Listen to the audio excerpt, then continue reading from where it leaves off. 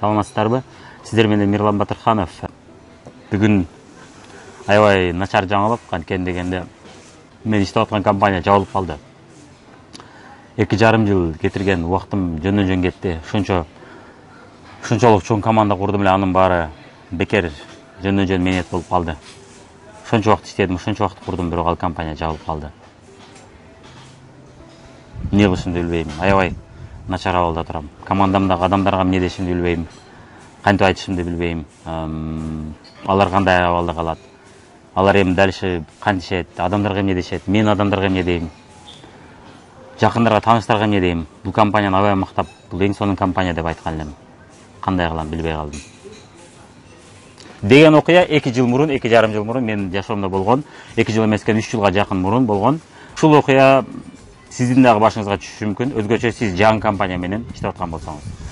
Бул статистика дегеле тармактык маркетингде көп уккан болушуңуз мүмкүн, же эми уга баштайсыз. Бирок жаңы компанияларда ал статистиканы сизге айтышпайт эч качан. Жаңы ачылган компаниялардын 95% өзүнүн иштөө мөөнөтүндө 5 жыл же 10 жыл иштеп, же 7 жыл, 8 жыл иштеп, 10 жылга чейин жабылып калышы мүмкүн. Бул статистика, бул чындык. Буга чейин мен бир убакыт ушул статистиканы угуп, бул статистика божомол эле айтылган дейм. Бир 30%, 50% болушу мүмкүн, муну кооздоп айткан болушу мүмкүн деген ой болчу кээде. Бирок мен өз башым менен 4 компания менен, 4 жаңы компания менен иштедим. Төртөөсүндө тең ушул окуя болду. Болгону кээ бирлеринин жабылганын мен көрбөй калдым жакшы. Кээ бирлеринин жабылганын мен өз башым менен көрдүм. Аябай начар абалда калган ошолор болду менде. Булар жаңы компания болчу. Ал компанияларда биз иштегенде дайым, вау, биз башында болобуз, элдин баарын биз жазып алабыз, биз керек болсо ушул базар биздики болот, ушул базарды биз алабыз. Биз эң биринчилерден болуп жазылып калдык, биз башында болуп калдык деген сезим кээ бирлеринде болчу эле. Кээ бирлеринде болчу эле, биз мына бош базарда иштеп атабыз, бош конкуренция жок базарда иштеп атабыз деген ойлорду бизге мээбизге сиңирип куюп койчу. Ошого ишенип иштечүп бир убакта. Болгон ушундай учурлар. Сизде дагы ошол учур болуп аткан болушу мүмкүн. Мен конкуренция жок жерде иштеп атам деген ой келиши мүмкүн. Бирок сиз конкуренция бар жерде иштеп аткан болосуз. Кийин түшүнөсүз ал нерсени. Экинчиден, биз биринчилерден болуп калсак утабыз деген ой келет. Аны да түшүнөсүз, бул дагы негизги нерсе эмес экенин түшүнөсүз. 1,990 дегенди көрсөтөт, же 5, 15, 80 дегенди да көрсөтүшкөн болушу мүмкүн. Мен ошо 5%-ын ичинде же 15%-ын ичинде жүрөм деген үмүттөр болот. Бирок бул 5, 15, 80 деген бул дегеле чындыкка жакын эмес экен. Кийин өзүм түшүндүм. Сиз 5, 15, 80%-ды бутуна туруп калган компания менде жасасаңыз болот. Жана бул сиздин тарыхыңыз. Бул компаниянын тарыхы эмес, бул ар бир адамдын өзүнүн тарыхы да. Ошону компанияга чаптап айтышат. Чынында, демек көрдүк, статистиканы мен бир убакта бул мындай эле божомол айтылган деп ойлогом. Бирок өз башым менен көрдүм. Чындап эле мен азыркы учурда 11 жылдан бери тармактык маркетингди карап, байкап жүрөм. Дегеле иштеп жүргөн убактымда ошол убакыт болуп калды деп айтсам болот. Башка бизнестерде жүргөнчө тармактык маркетингге мени тынбай чакырышчу, ошондо деле көрүп жүрдүм. Ошо 11 жыл ичи көптөгөн компаниялар, жаңы компаниялар ачылды, жабылды. Аябай дүркөп өстү, адамдар келди, аябай көп адамдар келип катталып атышты. Бирок 5 жылдан кийин, 6 жылдан, 7 жылдан кийин ошол компанияны көрсөк, ал компания же жок болуп кеткен, же биздеги склад, офистер жабылып кеткен, бизде иштебей калган, кичинекей болуп калган, карлик компания, кичинекей, момундай кичинекей компания болуп калган, мурункудай өспөй калган. Ошондой учурлар көп болот. Жаңы компания башында көпчүлүк учурда, бардык учурда эмес, бирок көпчүлүк учурда дүркүрөп өнүгөт. Аябай тез өсөт, аябай көптөгөн адамдар жазылат, бирок 5 жылдан карасаңыз, ал компания койчу деп калышкан болот. Ал компанияны бизге алып келген адамдар эртең башка компанияны айтып аткан болот. Бул чындык. Өзүмдүн окуямды айтып берсем, мына мен биринчи тармактык маркетинг компанияга келдим. Өзүмдүн жашоомдо мен буга чейин тармактык маркетинг компанияларына 1-2 жолу барып көргөм, бирок катталган эмесмин, жазылган эмесмин, кызыккан эмесмин. Же кызыгып туруп токтоп калгам. Анан аябай күчтүү наставниктердин бири мага жакшылап түшүндүрдү.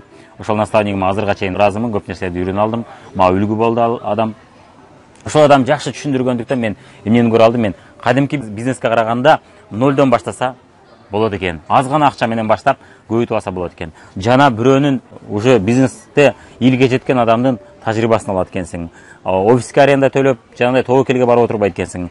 Чоң акча киргизүүнүн кереги жок экен, кичинерээк акча менен баштаса 10 миң, анда биз 10 миң, 30 миң менен баштаганбыз. Ошо менен баштаса болот экен деп кызыгып келгем. Даяр бизнес экен деп үйрөнүп алса болот экен. Анан ушул бизнесте акча таап алып, кадимки берки бизнеске акча топтоп алып, анан ачса болот экен дедим. Ошого кызыктым. Ошол нерсе чындык болуп чыкты. Чындап эле мен бул бизнесте жакшы ийгиликтерге жетип, кадимки бизнесте дагы ачтык.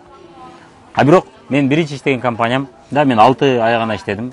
Ал бизнесте мен көп ийгиликтерге жете албадым. Анын себептери мен тармактык маркетинг компанияларын тандоо аттуу видеодо толук түшүндүрүп кеткем. Арадан көп өтпөй 6 ай иштеп мен башка компанияга кеттим. Бул Кыргызстандын компаниясы болчу, ошол экинчи компанияга кеттим. Ал компанияда жазылуу үчүн 10 миң, 30 миң бербестен 2 миң, 3 миң сом менен баштаса болот эле. Ошол компания менен иштеп аракет кыла баштадык. Бирок ал компанияда Кыргызстанда ачылган жаңы компания болчу. Биз корпоративдик тарифтер сатчук. Ал компанияда жарым жыл иштеп жабылып калды. Биринчи компания болсо мен кеткенден кийин 8 жыл иштеп туруп, жалпысы мен кеткенден эмес, жалпысы 8 жыл иштеп жабылып калды. Ал компания жабылып калганда адамдар кандай гана абалда калбады. Көптөгөн адамдар өзгөчө продукциясы кымбат, бизнеске кошулуу кымбат компанияларда эмне көрүнүш болот көпчүлүк учурда. Көпчүлүк учурда карызга берүү деген болот. Көпчүлүк учурда адамдар карызга алып кирүү деген болот. Көпчүлүк учурда адамдардын бирөөлөргө жардам берип, кызыгуусун көрүп, бирок жардам берип койбойн деп өзүнүн акчасына продукция алып берип койгон учурлар көп болот. Карызга катталгандар болот. Анан кийин ал компанияда ийгиликке жетпей калгандан кийин элестетиңиз, 1 жыл жарым жыл иштеп, ошончо кредит алып жетпей калган адамдардын абалы кандай болот. Ошол мен биринчи иштеген компанияда жада калса депутаттар, чоңдордун, бизнесмендердин аялдары өздөрү иштегендер болчу. Мурун жетекчи болуп иштеп жүрүп, ушул бизнеске келип, ушул бизнестен өнүгөсөм, көтөрүлөм деп чоң адамдар келип иштечү. Керек болсо чет өлкөгө саякатка барып, эс алып, чет өлкөдө сабактарга барып, карыз, кредиттерди алып, бизнес, кадимки бизнестерде карыз алып, кредит алып иштейбиз эми. Бул бизнестерде ошентип иштеп жүрүп, анан кийин ал бизнес жабылып калган учурду көрдүк да. Ошону уктум мен кийин. Өзүм ал жерде жүрбөдүм. Мен башка компанияда, башка бизнесте болчумун ал мезгилде. Мен наставнигим кийин жолугушуп турсам айтып берди.